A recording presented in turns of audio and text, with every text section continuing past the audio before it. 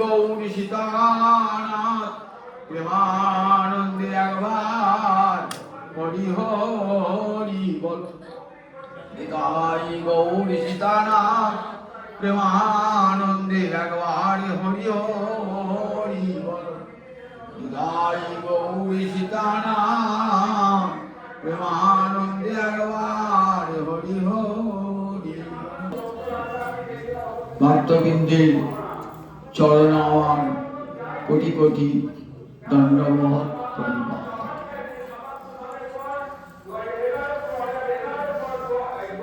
শ্রীমদ্ ভাগবতের একাদশ স্কন্ধের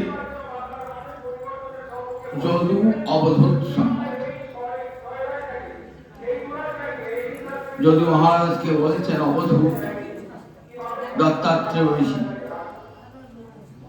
বলছেন, মহারাজ একথা আগের দিন বলেছেন, গ্রাম্য গীতম ন শৃণুয়াৎ। বললেন গ্রাম্য গীত শ্রবণ করবেন না মহারাজ। গ্রাম্য গীত শ্রবণ, গ্রাম্য গীত মানে বিষয় বার্তা, বিষয় কথা শুনবেন না মহারাজ। বিষয় কথা শুনলে কৃষ্ণ ভজনে ক্ষতি হয়, কৃষ্ণ ভজনে ভিন্ন কথা। মহাপ্রভু বলেছিলেন, সে কথা আপনাদের বলেছি, আরেকবার শুনিয়ে দিই। রঘুনাথ দাস গোস্বামীকে বললেন, গ্রাম্য বার্তা না কহিবি, গ্রাম্য বার্তা না শুনিবি, ভালো না খাইবি আর ভালো না পড়িবি। আমারি মানদ হইয়া কৃষ্ণ নাম লবে, ব্রজে রাধা কৃষ্ণ সেবা মানসী। কাকে বলেছিলেন? রঘুনাথ দাস গোস্বামী পাদ। মহাপ্রভু মুখনিশ্চিত এই চারটি কথা। গ্রাম্য বার্তা না কহিবে, গ্রাম্য বার্তা না শুনিবে, তার মানে বিষয়ী কথা। বিষয়ের কথা শুনবে না, বিষয়ের কথা বলবে না। কারণ কথাই হলো আসক্তির দ্বার। এই কথাই মানুষকে বিষয়ে আসক্ত করে দেয়। রাজর্ষি ভরত আর কারোর সঙ্গে কথাই বলতেন না। আর ভালো না খাইবি আর ভালো না পড়বি। যেটুকুতে দেহটা থাকে সেইটুকু আহার করবে, ভালো মন্দ বিচার করবে না।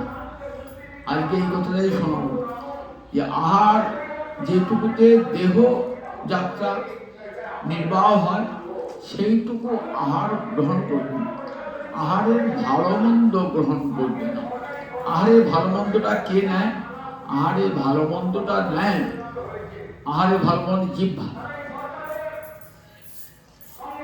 তাই ভালো না খাইবি আর ভালো না পড়িবি, আমারই মানদ হয়ে কৃষ্ণ নাম লবে, আর ব্রজে রাধা কৃষ্ণ সেবা মানুষ। গ্রাম্য গীত শোনার যে কি ফল, সেটা একটা উদাহরণ দিয়ে শোনালেন অবধূত। রামায়ণে একটা কাহিনী আছে। দশরথের বন্ধু ছিলেন রাজা লোমপাদ। রাজা লোমপাদ ছিলেন রাজা দশরথের বন্ধু। রাজ্যে দুর্ভিক্ষ দেখা দিয়েছে, কয়েক বৎসর ধরে অজন্মা, বৃষ্টি হচ্ছে না, অজন্মা দেখা দিয়েছে। রাজ্যের প্রজারা ক্ষুধায় হাহাকার করছে, দুটি অন্যের জন্য হাহাকার করছে। সমস্ত মন্ত্রীবর্গকে ডাকলেন, আমি তো রাজা, আমার কর্তব্য প্রজার মুখে অন্ন তুলে দেওয়া, কিন্তু পরপর কয়েক বছর বৃষ্টি হয় নাই, অজন্মা দেখা দিয়েছে। শস্য উৎপন্ন না হলে এই প্রজাগুলিকে আমি রাখবো কেমন করি? মন্ত্রীগণ বললেন, রাজা একটা উপায় আছে। বিভাণ্ডব মুনির পুত্র ঋষ্যশৃঙ্গ, তাকে যদি আপনার রাজ্যে একবার আনতে পারেন, তাহলে তার চরণ স্পর্শে আপনার রাজ্য হবে সুজলা সুফলা। কিন্তু ঋষ্যশৃঙ্গকে আনবেন কেমন করে? ঋষ্যশৃঙ্গ একটা মৃগীর গর্ভে জন্মেছিল, হরিণের গর্ভে জন্মেছিল। তার শিং ছিল, সে ঋষি আমার হরিণ, তাই ঋষ্যশৃঙ্গ বলতে থাকে, ঋষ্যশৃঙ্গ। বাবার নাম ছিল বিভাণ্ডক মুনি, বিভাণ্ডক মুনি, তারই পুত্র ঋষ্যশৃঙ্গ। এখানে অবিদ বলছেন এই ঋষ্যশৃঙ্গ আসাং ক্রীড়নক বৈশ্য, কতগুলি গ্রাম্য রমণীর বশীভূত হয়ে গিয়েছিল তাদের গান শুনে। নির্জন বনে থাকতেন বাবার সঙ্গে, বাবা ছাড়া পিতা ছাড়া আর কাউকেই চিনতেন না। জীবনে কোনোদিন পুরুষ ছাড়া যে পৃথিবীতে নারী আছে এই জানতেন না, কোনোদিন নারী দর্শন করেননি। নিজের বাবাকে জানতেন আর নিজে জানতেন। কি করে ঋষ্যশৃঙ্গকে আনা যায় চিন্তা করছে। তখন মন্ত্রীরা পরিকল্পনা করলেন যে আপনার নগরে যত বারবণিতা আছে, সুন্দরী রমণী আছে, তাদেরকে নিয়ে আসুন, তাদেরকে একটি জানে করে পাঠান ওই নির্জন বনটায়।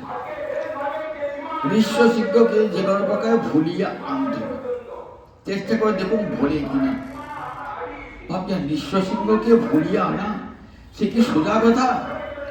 যে কোনোদিন নারী মুখই দর্শন করে, নারী বলি পৃথিবীতে একটা জাতি আছে জানি। তখন ওই সুন্দরী রমণীরা গিয়ে ওই বিভাণ্ডক মুনি যেখানে আশ্রম, সে আশ্রম থেকে একটু দূরে দাঁড়িয়ে নানা রকম কীর্তন, নানা রকম গান করছেন আর নৃত্য করছেন, নৃত্য আর নৃত্য। বাবা তখন নাই। ঋষ্যশৃঙ্গ রাখিয়ে দেখলেন, ভাবলেন পৃথিবীতে এরা আবার কারা? ভাবলেন দেখতে সব সুন্দর সুন্দর গান গাইছে, ধীরে ধীরে কাছে আসছেন, ধীরে ধীরে দেখতে আসছেন, অবাক হয়ে তাকিয়ে দেখছেন যে পৃথিবীতে আমার বাবা ছাড়াও পৃথিবীতে আরো কত লোক রয়েছে, তারা কি দেখতে সুন্দর লাগছে, সৌন্দর্যে তাদের আকৃষ্ট হয়েছেন, আকৃষ্ট হয়ে আসছেন। সুন্দরী রমণীরা ভাবলেন এইবার ঋষ্যশৃঙ্গকে আকৃষ্ট করা দিয়েছে, চল আমরা ধীরে ধীরে যাই। এইবার সেই সুন্দর রমণীরা ধীরে ধীরে আসছে, সঙ্গে নিয়েছেন ভালো রকম উপহার, নানান সুমিষ্ট ফল মিষ্টান্ন নিয়ে এসেছেন। এসে কাছে গিয়েছেন, তাকিয়ে তাকিয়ে অবাক হয়ে দেখছেন, তাদেরকে ফল মিষ্টি খাওয়ালেন ঋষ্যশৃঙ্গকে। কিছুক্ষণ সান্নিধ্য দান করে চলে এলেন, কারণ বিভাণ্ডক মুনি যে দেখতে পায় অভিশাপ দেবে, সঙ্গে সঙ্গে পালিয়ে এলেন। আবার পরের দিন দিয়েছেন। এমনি করে ওই ঋষ্যশৃঙ্গ কিন্তু কখন ওরা আসবে এই সময়ের সুযোগ খুঁজে খুঁজে বেড়ান, কখন আসবে কখন আসবে। বাবা কিন্তু জানতে পারেন না যে ঋষ্যশৃঙ্গ আমার সন্তান যে এই গ্রাম্য রমণীর প্রতি আকৃষ্ট হয়েছে, এটা বাবা জানেন না। বাবা যখন থাকেন না, যজ্ঞের কাজটা কাজ জানেন, সেই সময় ওরা আসে। এই সময় ধীরে ধীরে বলে, দেখো আচ্ছা তোমরা দেখো, তোমরা দেখতে কি সুন্দরী গো, তোমরা কি ভালো মন্দ খাও। ঋষি তো তারা অন্য কোনো কিছু খায়, বনের ফলমূল যা খায়, ভিক্ষা করা অন্ন খায়। বলে আমাদের কোন যদি যাও না তো অনেক ভালো মন্দ খাও, আমাদের সঙ্গে চলো। এমনি করতে করতে বাবা নাই, সেই ফাঁকে ঋষ্যশৃঙ্গকে একদিন নিয়ে এলো। এই আসা যাওয়া করতে করতে ঋষ্যশৃঙ্গ বাবাকে ছেড়ে এলেন। এইখানে লোমপাদের একটি কন্যা ছিল, সেই কন্যার সঙ্গে ঋষ্যশৃঙ্গের বিবাহ হয়ে গেল। ঋষ্যশৃঙ্গ বনবাসী থেকে একবারে গৃহাশ্রী হয়ে গেলেন। আবার রাজা লোমপাদের রাজ্যে সুবৃষ্টি দেখা দিল, রাজ্য শস্য শ্যামলা হয়ে উঠল ওই ঋষ্যশৃঙ্গের চরণ স্পর্শে। ওই ঋষ্যশৃঙ্গ মুনি এসে দশরথের পুত্রের যজ্ঞ করেছিল, তারপর দশরথের সন্তান হয়েছিল। তা বলছেন দেখো ঋষ্যশৃঙ্গ যে কোনোদিন নারী দর্শন করেন নাই, যে কোনোদিন বাবার কথা ছাড়া বেদ মন্ত্র ছাড়া অন্য কোনো কিছু শোনেন নাই। আজ দেখো তার কি পরিণতি ঘটল। পিতার সঙ্গ ছেড়ে বেদ মন্ত্রের উচ্চারণ ছেড়ে দিয়ে এসে রাজার জামাতা হয়ে এসে বসে বললেন, ঠিক যেমন ঋষ্যসিংহ তার পদস্খলন ঘটেছিল, কেন? ওই নারীর সৌন্দর্যে এবং তাদের গানের সৌন্দর্যে। সেই রকম গ্রাম্য গীত কখনো শুনবে না। গ্রাম্য গীত শুনলে তারা জ্যোতি অনুসারী যারা, তারা কখনো এরকম গ্রাম্য গীত কোনো নারীর মুখে নাচ গান শুনবে না। শুনলে তোমাদিকেও এই কৃষ্ণ ভজন থেকে করিয়ে দেবে, ঘুরিয়ে দেবে। এই শিক্ষাটা আমি পেয়ে গেলাম কার কাছ থেকে? হরিণের কাছ থেকে। হরিণ আমার হরিণের কর্ণ এত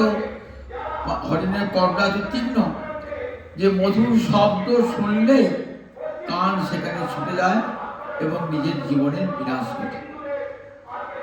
এরপরে বলছেন, মহারাজ আমার গুরু আর একটি গুরু আছে মহারাজ, সেও একটি মাছ। আমি আজকে একটা সরোবরে তীরে বসে আছি, দেখছি একটা লোক ছিপ ফেলেছে। সেই ছিপে দেখলাম একটা বড় সুতো আর একটা বড়শি আছে। সেই বড়শিতে আমিষের টোপ লাগাচ্ছে, টোপ লাগিয়ে ফেলছে জলের নিচে। উপরে যে ফাঁকটা থাকে না, সে নড়ছে, আর সেই সময় যে ঠিকেছে, আর সঙ্গে সঙ্গে মাছটা বর্ষিবিদ্ধ হয়ে গেছে।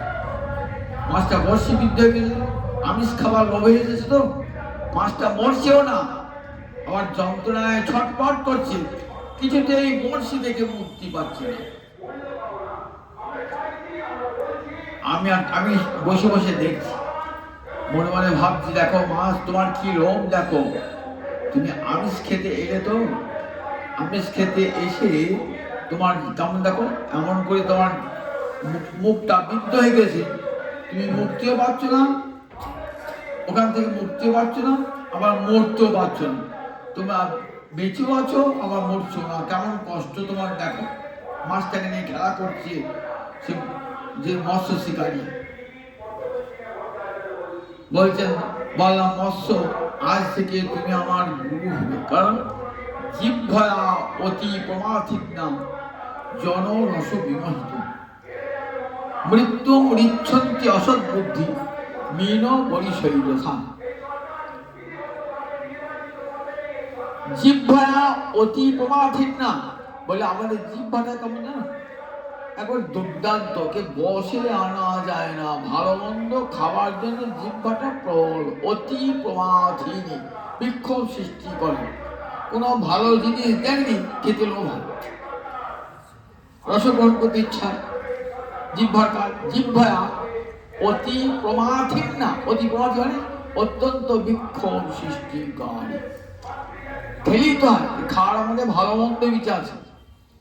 খেতে বসে এটা প্রসাদ খাচ্ছেন, তো প্রসাদ খাবার সময় বলে দেন, সাধু সাবধান, এর করো অবধান। কিন্তু আমাদের জিহ্বা এমনই না, কোনো কথাই শোনে না। প্রসাদ খেতে বসিয়ে আর বিচার করি, এটাই নুন হয়েছে, এটাই ঝাল হয়েছে, এটা অমুক হয়েছে, তো অমুক হয়েছে, কত বিচার করি তো। কিন্তু কৃষ্ণের অধামৃত, কৃষ্ণ গুণ সুচরিত সুধাচার সাধু বিনিন্দন, এটা কখনো মনে হবে না যে আমার কি পরম সৌভাগ্য যা কৃষ্ণের প্রসাদ আমার উদরে গেল। এই প্রসাদের জন্য নারদ কত সাধনা করেছেন এই গোবিন্দের প্রসাদ গ্রহণ করবার জন্য। যে প্রসাদ দর্শন করলে জীবের মুক্তি হয়ে যায়, ঘ্রাণে জীবের মুক্তি হয়ে যায়, আর সেই প্রসাদ উদরে গ্রহণ করিত কোথায় না। অমৃত সমান স্বর্গের অমৃতকে ধিক্কার দান করে। কিন্তু আমাদের জিহ্বাটা এমনই না, বিচার করে এটি ভালো এটি মন্দ। মহাপ্রভু বলছেন, জিহ্বা লালসে ইতি উতি ধায়, শিষ্ণদর পরায়ণ কৃষ্ণ নাহি পায়।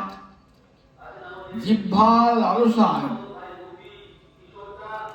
একবার এখানে শিখানি উদ্দেশ্য এক পাতা প্রসাদ, যদি প্রসাদ এক পাতা নাই পাই, ক্ষতিটা কি আছে? আমি তো প্রসাদ দিয়েছি, আমি তো কৃষ্ণ ভজন, আমি একটু কণিকা নেবো, একটা তুলসী পাতা নেবো, একটু চরণামৃত নেবো, এটা তো আর হবে না। যদি প্রসাদ খেতে না পাই, আমাদের চিত্তে ক্ষোভ সৃষ্টি হয়ে যায়। আমাকে প্রসাদ খেতে বললো না, প্রসাদ দিল না। দেখুন, আমরা তাকে প্রসাদ না, আসলে কি করতে চাই, উদর পূর্তি করতে চাই। বলছেন দেখো, জিহ্বার তাতে কৃষ্ণ ভজন হয় না। ভালো মন্দ খাবো, প্রসাদ মানে এখন ভালো মন্দ খাওয়া। প্রসাদ মানে কি আর সেই সামান্য খাওয়া, শাক ভাত, এবং ভালো মন্দ খাওয়া, এটা আমার রসনা সবসময় ভালো মন্দ খাবার জন্য উৎসুক হয়ে রয়েছে। এটাই আমার কৃষ্ণ ভজন থেকে আমাকে বিচ্যুত করে দেয়। কৃষ্ণ ভজন দেখেন, পঞ্চ পাণ্ডবদের ভীম খুব লোভী ছিল, খুব পেটুক ছিল ভীম। সারাদিনও তো ওর ক্ষুধার নিবৃত্তি হতো না। পেটে একটা আগুন জ্বলত, তার নাম বৃক অসুর।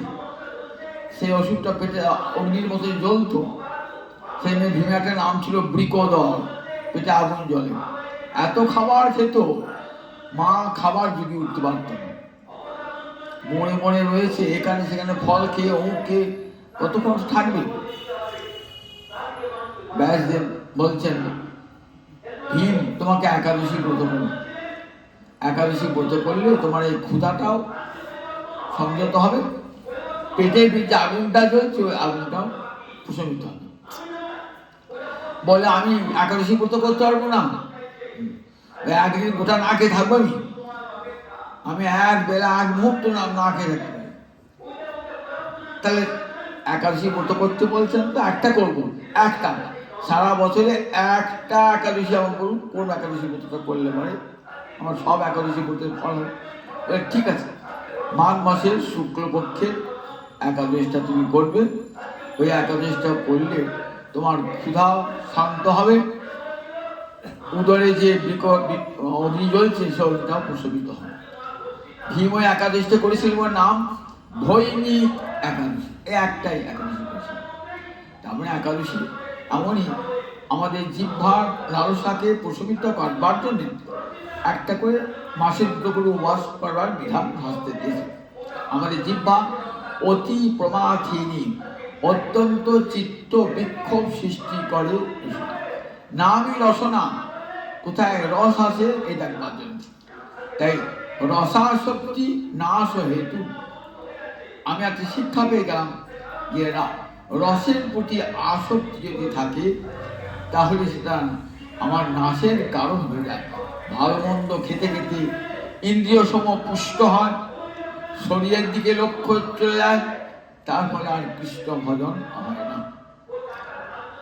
তাই আমার শিক্ষা দিয়ে গেলেন যে দেখো, বিষয় একটা রস, এই বিষয়ের প্রতি আকর্ষণ কি করে না চিত্তে বিক্ষোভ সৃষ্টি করে দেয়। গীতায় সেদিন বলেছেন যে বিষয় শক্তি পাঁচটা বিষয়, তো শব্দ, স্পর্শ, রূপ, রস, গন্ধ। রসনার রস যেমন একটা বিষয়, তেমনি কানে শব্দ একটা বিষয়, চোখে রূপ একটা বিষয়। এই পঞ্চ বিষয় ভোগ করবার জন্য আমাদের 11টা ইন্দ্রিয় ব্যাকুল হয়ে রয়েছে। এরাই আমাদেরকে বিষয়ের দিকে টেনে নিয়ে যায়। এই ইন্দ্রিয়গুলো আমাদেরকে বিষয়ের দিকে টেনে যায়। চোখকে টেনে নিয়ে যায় রূপের দিকে, রূপ টেনে নিয়ে যায় চোখকে, শব্দ টেনে যায় কানকে, খাদ্য টেনে নিয়ে যায় জিহ্বাকে, ত্বক টেনে যায় স্পর্শ সুখ অনুভব করবার জন্য, নাসিকাকে টেনে যায় গন্ধ। তাহলে এই যে পাঁচটা বিষয় আছে, রূপ, রস, শব্দ, গন্ধ, স্পর্শ, এই পঞ্চ বিষয় আমাদের ইন্দ্রিয় সমূহকে নিত্য আকর্ষণ করছে। এই নাম তো বিষয় শক্তি, এই নাম তো বিষয়। এই বিষয়ের ধ্যান আমরা অনুক্ষণ করছি। এই অনুক্ষণ বিষয় চিন্তার ফলে কি হয়, বিষয়ান ধ্যায়তশ্চিত্তং বিষয়েষু বিসজ্জতে মামনুসরতশ্চিত্তং মজ্জেব প্রবিলীয়তে। বলেন, বিষয়ের ধ্যান যদি করি, চোখ রূপ দেখবার জন্য আকুল, কান শব্দ শুনবার জন্য আকুল, জিহ্বা খাবার জন্য আকুল, তাহলে বিষয়ের ধ্যান করছে, তাহলে চিত্তটা বিষয় আসক্ত হয়ে যাবে। আমি মালা জাপ করছি তো, অনেক বেলা হলো, এখন তো খাবার ডাক পড়লো না, এখন তো প্রসাদে ডাক পড়ছে না, আর কেন মালা হচ্ছে? আর মালা হচ্ছে না, মনটা চলে গেছে আহারের দিকে, মন চলে গেছে, তখন আর মালা করতে পারছেন না, ক্ষুধায় এত কাতর হয়েছেন যে আর মালা করতে ইচ্ছা হচ্ছে না। এতক্ষণ যে জোরে জোরে নাম করছিলেন আর আস্তে আস্তে নাম করতে পারছেন না। তাহলে এই জিহ্বার যে অতি প্রমাথিনী চিত্ত বিক্ষোভ করেছে, আপনার কৃষ্ণ ভজনটাকেই সে নষ্ট করেছে। বললেন এই যে জিহ্বার যে অতি প্রমাথিনী জিহ্বা যে যে দুর্দান্ত বিক্ষোভ সৃষ্টি করে, এই জিহ্বার যে রসাস্বাদন সেটিকে দূর করা যায় কেমন করে? বলেন প্রসাদ ভোজনের দ্বারা। একাদশাদি উপবাস, জন্মাষ্টমী, রাধাষ্টমী উপবাসের দ্বারা এই জিহ্বাকে, রসনাকে সংযত করবার জন্য ঋষিরা এই ব্রতের বিধান দিয়েছেন যে ধীরে ধীরে জিহ্বা, আমরা বিষয় মানুষ তো জিহ্বাকে একবারই সংযত করতে পারবো না, ধীরে ধীরে। বলেন একাদশী দিন সারাদিন নাম করুন, দেখবে ওই নামের এত আস্বাদ, তখন জিহ্বা আর অন্য কোনো রস আস্বাদন করতে চাইবে না। নামের রস যদি একবার আস্বাদন হয়, তাহলে জিহ্বা না, ভোজন করতে গেলেও তো আমার সময় নষ্ট হবে, ভোজন করতে গেলে। সুতরাং সেটুকু সময় আমার জিহ্বা কৃষ্ণ নাম বলবে না, তাই তখন কি হবে না, তখন ওই ভজন নষ্ট করে ভোজন করতে যাবে। দেখুন মাধবেন্দ্র পুরী ছয় গোস্বামীর জীবন দৃষ্টান্ত দেখুন। বৃন্দাবনে গিয়ে তারা রান্না বান্না করতেন, রান্না বান্না করতে ভালো মন্দ খেতে পারতেন তো। কোথাও দেখেছেন যে সনাতন গোস্বামী রান্না করছেন, রূপ গোস্বামী রান্না করছেন, মাধবেন্দ্র পুরী রান্না করছেন? যা চক সারাদিন ঘুরে বেড়ালেন, যদি দেহটাকে রক্ষা করে জানেন, কোনো ব্রজবাসী ঘরে হাতটা পারলেন, তাও ঝুড়ি নাই, কোনো কৌটো নাই, বাটি নাই, কিছুই নাই, ঝোলাও নাই, কিছুই নাই, শুধু হাতটা পরভাজন করটা করে দিলেন। সেই করেতে হয়তো আধখানে রুটি, একটু অন্ন প্রসাদ, একটু ঘোল মাথা কেউ দিল, হয়ে গেল। 7.5 প্রহর যায় ভক্তির সাধনে, 8 প্রহরে একটা দিন রাত 24 ঘন্টা, প্রতিপর 3 ঘন্টা একটা প্রহর, তাহলে 7.5 প্রহর মানে 21 আর কত 22.5 ঘন্টা চলে গেল কীর্তনে, হরিকথা শ্রবণে, কীর্তনে চলে গেল, থাকলো 1.5 ঘন্টা। এই 1.5 ঘন্টা ভোজন আর নিদ্রার জন্য, তাহাও নহে কোনো দিন। কেমন ভজন শিক্ষা দান করেছেন দেখুন একবার। আর আজকের দিনে আশ্রমে দেখুন না, সব সাধুরা সন্ন্যাসীরা কেমন ভোজন বিলাসী, মনে হয় ভজন না ভোজন, ভালো ভোজন করবার জন্য এসেছেন, ভোজন বিলাসী। সেখানে ভজন হয়, যেখানে ভোজনের এত সমারোহ, সেখানে ভজন হবে কেমন? দেখুন প্রত্যেকটি আশ্রম এই জন্য বলেছেন, দেখুন এই ভাগবতী শিক্ষা যেটুকুতে জীবনযাত্রা নির্বাহ হয়, বেঁচে থাকবো কি জন্যে? কৃষ্ণ ভজনের জন্য। আর না খেলে বাঁচবো না, তাই খাওয়া। তার যদি বিচার নাই, যেমন আহার, বিচারটা কি করে? বলে বিচারটা রসনা করে। স্থিতপ্রজ্ঞ যোগ আছে গীতায়, স্থিতপ্রজ্ঞ যোগ, সেখানে একটা লক্ষণ দেখে আছেন, বিষয়া বিনিবর্তন্তে নিরাহারস্য দেহিন রসোপর্যম রসোপস্য পরম দৃষ্ট আনিবর্ততে। অনেকে বলে আমি খাই না, চক্ষু মুদ্রকে থাকবে, কান বুঝে থাকবে, আমি বিষয় গ্রহণ করি না। বলে বিষয় গ্রহণ করছো কিন্তু মনে মনে তো বিষয় গ্রহণ করছো, মনে মনে মনে মনে বিষয় গ্রহণ করছো। তোমার দেখো চিত্ত ক্ষুধায় আকুল হয়ে উঠেছে, চোখটা রূপ দেখবার জন্য আকুল হয়ে উঠেছে। বললেন রসবর্জম, অর্থাৎ ভিতরের তৃষ্ণাটা বাদ দিয়ে বাইরে লোককে ঠকাবার জন্যে চক্ষু মুদ্রিত করছো, কানে তুলে বুঝেছো। বললেন তোমাকে চোখ খুলে থাকো, কান খুলে থাকো, কোনো ক্ষতি নাই। হৃদয়ে যদি পরম দৃষ্টা, পরম পুরুষ ভগবান যে দর্শন হয়, তৃষ্ণা আপনা আপনি দূর হয়ে যাবে, তখন আর ক্ষুধা তৃষ্ণা কিছুই থাকবে না। আমরা ভজন করি না বলি ভোজনের প্রতি আকর্ষণ। ভজন করে যদি সত্যিকারে ভজন করতাম, তাহলে ভোজনের দিকে লক্ষ্যই থাকতো না। হরিদাস ঠাকুর নাম করছেন, প্রসাদ নিয়ে এসছে, প্রসাদ নিয়ে এলে আমার যে নাম শেষ হয় নাই, খাবো কি করে? আমার তো নাম শেষ হয় নাই। 3 লক্ষ করে নাম করি, নাম শেষ না করে আজ প্রসাদ লঙ্ঘন করবো, আজ প্রসাদ নাম শেষ না হলে আমি কিছুতেই আহার গ্রহণ করবো। দেখেছেন? আর পারবো? আমরা সঙ্গে সঙ্গে খাবার ফেলি, নাম ভাত ফেলি দিয়ে ভোজন করতে যেতাম। দেখুন একবার। আর হরিদাস বলছে না, আমার নাম পূর্ণ হয় না, আমি প্রসাদ গ্রহণ করতে পারবো না। কিন্তু প্রসাদ এসেছে, তাকে অমন করতে পারেন? এক রঞ্চ লইয়া প্রসাদ করিলে ভোজন। এক রঞ্চ মানে সামান্য একটু কণা নিয়ে প্রসাদকে মাথায় ঠিকই রেখে দিলেন, প্রণাম জানালেন, আমার ভজন শেষ হয় নাই। ঠিক গোসাই পাতায় এমনি করে বৃন্দাবনের রূপ সনাতন যারা কি রাজভোগ খেয়েছেন, কেমন করে রসনাকে জয় করেছেন বলুন দেখি। আমাদের খাবার আর রূপ সনাতনের খাবার, মন্ত্রীদের খাবার এক। রাজমন্ত্রী তখন কত ভালো মন্দ খেয়েছিল একবার, কত সুন্দর শয্যায় শুয়েছেন একবার দেখুন, কত সুন্দর পোশাক পরিধান করেছেন একবার দেখুন, কিভাবে আরামে ভোগে বিলাসে জীবনযাপন করেছেন। জগৎকে শিক্ষা দান করবার জন্য বৃন্দাবনে গিয়ে কি করছেন? বৃন্দাবনে গিয়ে গাছতলায় শুয়ে আছে। গাছতলায় কোনদিন আহার জোটে, কোনোদিন জোটে না। গাছতলাতে বৃষ্টি পড়ছে, রোদ, রাত্রেবেলায় বাঘ, সিংহ, সর্প ঘুরে বেড়াচ্ছে, কিন্তু নিশ্চিন্তে আমার এই দেহ মন প্রান্ত গোবিন্দ চরণে অর্পণ করে দিয়েছি, সুতরাং আমার আবার ভয় কিসের? যারা শরণাগত হয় তাদের আর কোনো কিছুর ভয় থাকে না। শিশু মায়ের কোলে শুয়ে থাকে, সে কি ভাবে আমাকে সাপে কামড়াবে, আমাকে কুকুরে কামড়াবে, আমাকে মশায় কামড়াবে? ভাবে? ভাবে না। জানা মা আছে, আমাকে সাপ বাঘ থেকে রক্ষা করবে। ঠিক তেমনি শিশুর মতন গোবিন্দ চরণে তারা শরণাগত হয়ে যায়, তাদের আর কোনো ভয় থাকে না, সমস্ত ভয় থেকে তারা নির্মুক্ত হয়ে যায়। এবং জানেন, আমার যদি আহারের প্রয়োজন হবে তখন গোবিন্দই আমাকে আহার জুগিয়ে দেবেন। আমি 4টি আহারের জন্য 5টা ঠাকুর বাড়িতে আমাকে ঘুরে ঘুরে বেড়াতে হবে না, ভজন বাদ দিয়ে। কোথায় প্রসাদ হচ্ছে, কোথায় প্রসাদ হচ্ছে, এই ঘুরে ঘুরে বেড়াতে হবে না। আমার জীবন দেহটাকে বাঁচিয়ে রাখবার জন্য গোবিন্দ আপনি প্রসাদ এনে দেবেন।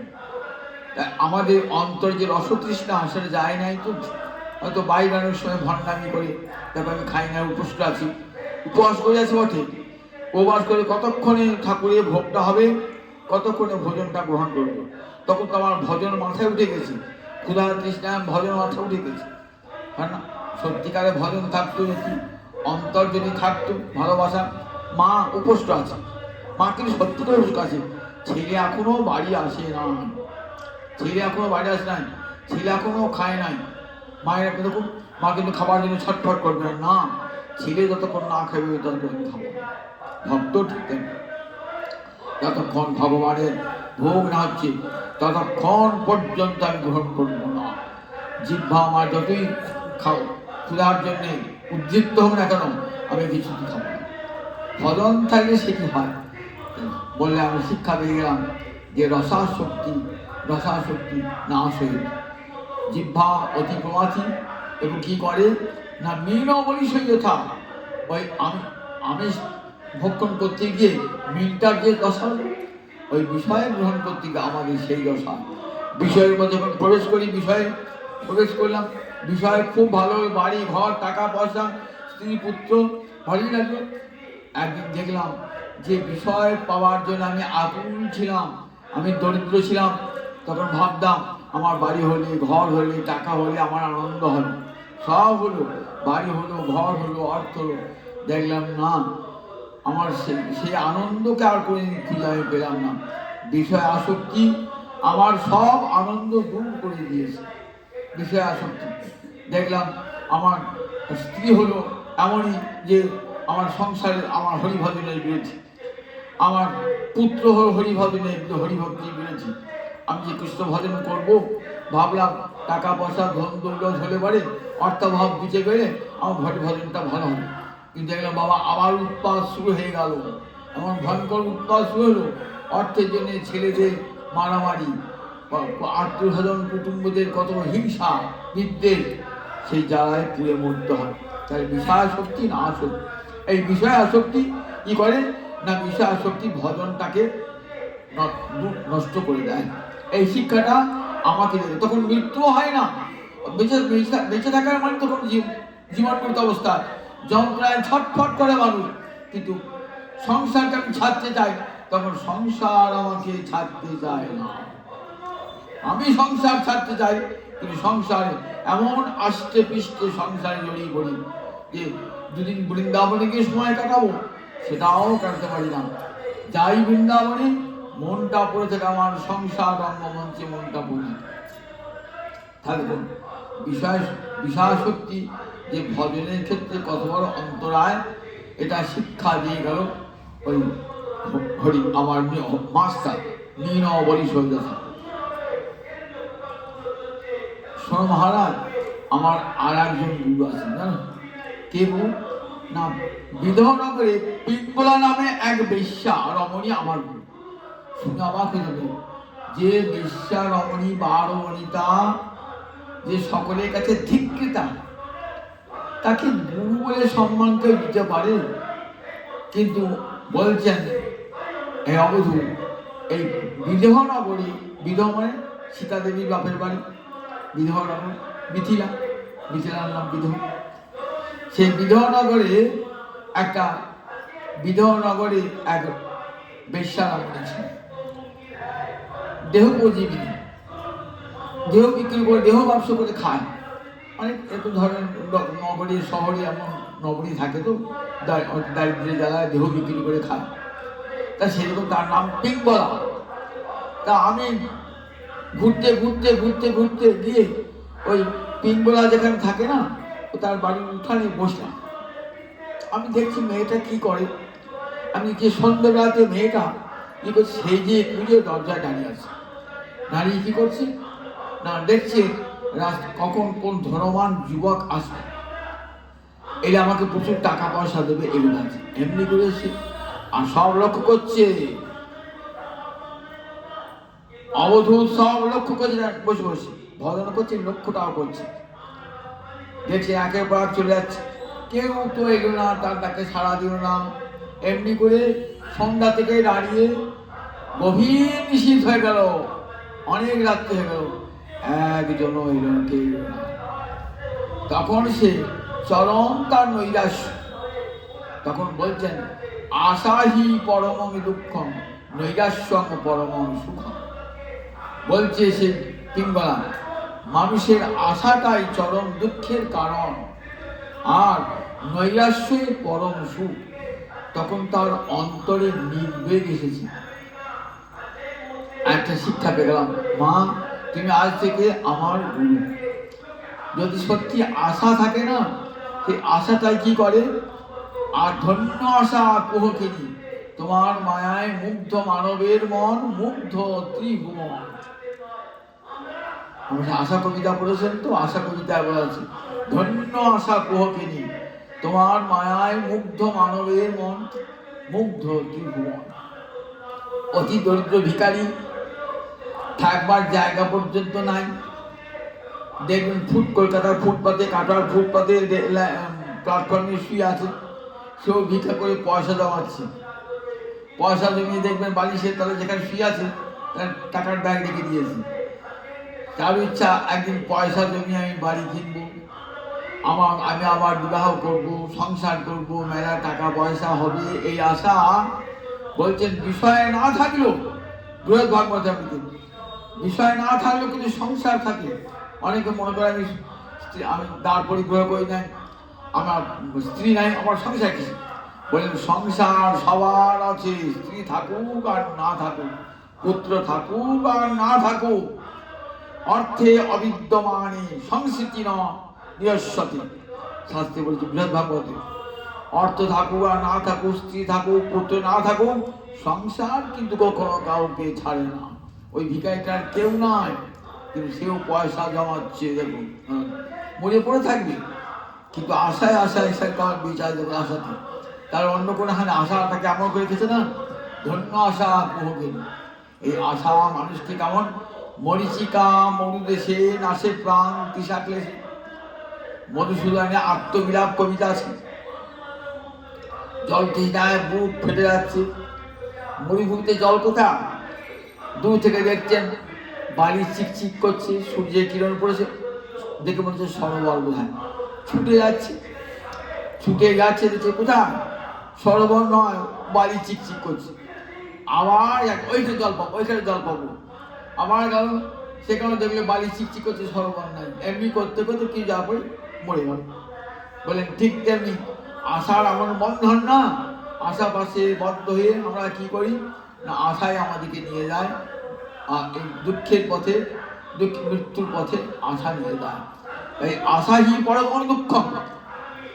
আশা মানে বাসনা, তো অন্তরে বাসনা।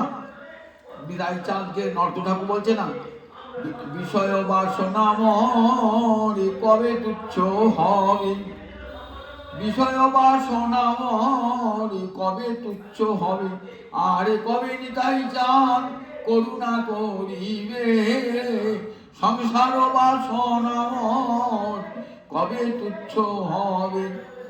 সব বাসনায় আগুন না দিলে পারে কৃষ্ণ ভজন হয় না। বাসনায় আগুন, একটা গল্প আছে তো, বাসনায় আগুন। কাজী লালাবাবুর নাম শুনেছেন তো? লালাবাবু বিরাট জমিদারি, কাজী লালাবাবু জমিদারি মহল থেকে সন্ধ্যাবেলায় পালকি করে ফিরে আসছেন। সন্ধ্যে লেগে গেছে, আর ধোবাদের মেয়েরা কাপড় কাচবে। তা তখনকার দিনে সাবান ফাবান তো সব ছিল না, কি দিয়ে কাপড়টা কাচবে, কাপড়টা পটকবে, কলার বাঁশ না পুড়িয়ে খাড় তৈরি করতো, আর সে খাড় দিয়ে ওই কাপড় পরিষ্কার করতো। তা বলছে বেলা যে বয়ে গেল, বাঁশ না আগুন দে, বলছেন ওই ধোয়ার মেয়েগুলো বলছি, পালকি থেকে শুনছেন।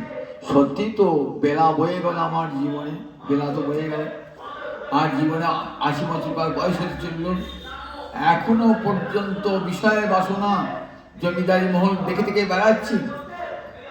বাসনায় আগুন দে, সত্যি বাসনায় আগুন না দিলে মনে মনে হরি ভক্তি ছিলেন। বলেন না আর সংসার মধ্যে থাকবে না, চলে গেলেন। একবারে বৃন্দাবন, পরের দিন ভোর উঠে একবারে বৃন্দাবন চলে গেলেন। সংসারের জমিদারি সব ভাগ বুঝিয়ে দিয়ে চলে গেলেন, আর সংসার থাকবে না। ওই বাসনায় আগুন কথাটা কেমন দেখুন মনে গেঁথে গেছে। চলে গেলেন বৃন্দাবনে গিয়ে। কৃষ্ণদাস বাবা তখন বৃন্দাবনে রয়েছেন, কৃষ্ণদাস বাবা বিখ্যাত লোক, কৃষ্ণদাস বাবা। সেই কৃষ্ণদাস বাবার থরে গিয়ে বাবার চরণ বলেছে, বাবা আমাকে দীক্ষা দাও। দীক্ষা নিবি? দীক্ষার সময়ই হয় না, দীক্ষা দেবো দেবেন না বাবা? না। দেখছেন রাজ পোশাক, রাজার মতো ছেলে তো, রাজ পোশাক, ভালো মন্দ খাওয়া, হৃষ্টপুষ্ট চেহারা। বললাম তখন বলেন বাবা দীক্ষা দিলেন না কেন? বৃন্দাবনে ঘুরতে ঘুরতে বুঝলেন 5 জনের সঙ্গে মিশে যে মাধুকরী করতে হবে, নইলে অন্তরে অহংকার যাবে না। মাধুকরী করতে হবে, অহংকার দূর হবে।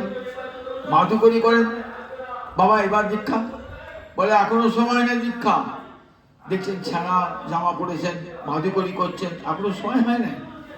কেন হলো না? সময় হলো না, এখনো হয় নাই। তোমার শত্রু জগৎ শেঠ, তার বাড়ির দৌড়ে ভিক্ষা করতে পারো নাই। বৃন্দাবন জগৎ শেঠের মন্দির আছে, এই লালাবাবুর মন্দির থেকে এক পাশেই জগৎ শেঠের মন্দির।